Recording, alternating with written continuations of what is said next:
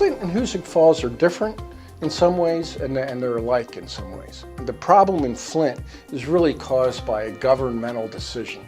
The switching of the water sources, which led to the corrosion of the pipes and which led to the contamination of the water. But in Hoosick Falls, the contamination appears to have been caused by large companies that operated plants in the village for many years. But what they also have in common is a shortcoming of government. In Flint, I guess it's kind of obvious that the government, in order to save what they thought would be $15 million, ended up poisoning an entire population. In Hoosick Falls, the chemical, which is highly toxic, was unregulated by the federal government or the state government. And it was unregulated mainly because corporations were able to hide scientific evidence and because they lobbied effectively.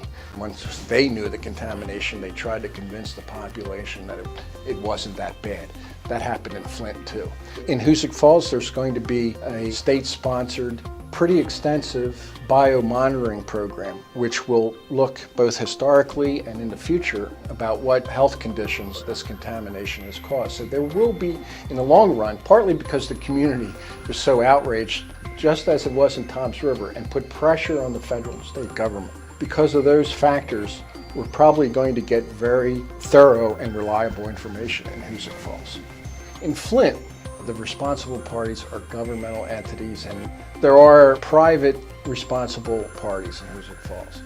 The underlying causes are different, the chemicals are different, but the problem is still the same. Without effective regulation, we're going to have pollution.